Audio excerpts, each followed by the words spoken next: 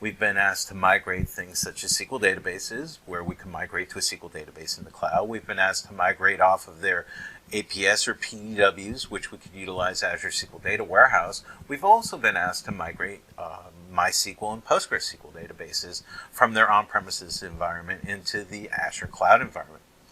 On-premises, we're used to having the ability to back up our databases to local storage, some sort of NAS device or some sort of backup device, as long as we have storage to be able to do that.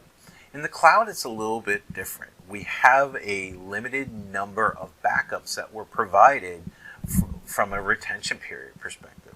For example, a SQL database, we have point-in-time recoveries, but our retention period for our backups is defined based off of the service tiers we decide. A basic service tier provides us 7 days worth of retention for our backups, 1 week worth of retention.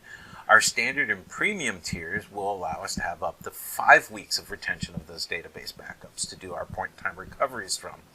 Now, we can enable a long-term backup solution, LTR solution. And what this LTR solution does is it allows us to take our weekly full backups and save them for up to 10 years. There is a cost for that, but we can take those weekly backups and maintain them for up to 10 years. Azure SQL Data Warehouse is a little different. We have 7 days worth of retention there, so we can have up to 7 days worth of backups. Our local snapshots that are done automatically for us take place every 4 to 8 hours according to the documentation.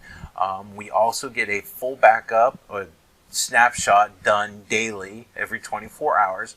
We have our geo backups that take place. Our RPO around our geo backups is 24 hours.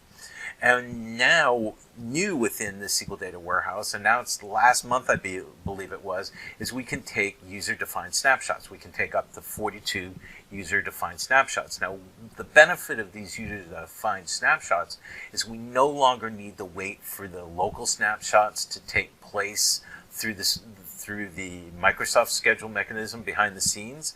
We can actually kick that process off. So if we've completed a substantial load process, we can take this user-defined snapshot and start one and make sure that our data is covered. So if we do have to do a recovery, we know that it's going to cover that load process that we just did. Now, for Azure Database for MySQL and Azure Database for PostgreSQL, by default, both of these have 7 days worth of retention. However, these are configurable, and they are configurable up to 35 days worth of retention. Both of these have point-in-time recoveries and geo-restores from these backups being retained for us. One thing to note is once you get over 250 gigs worth of data, you start incurring data charge for storing within these 7 days or 35 days worth of retention. So it's just a little bit of a different thought process, and I think we're all becoming familiar with that. When we migrate to Azure, we need to think a little bit differently, and keep in mind that the processes are going to change a little bit for us as we move there. However, the benefits, I think, well outweigh the risk. But having this knowledge and being able to share this knowledge with your management and end users is beneficial.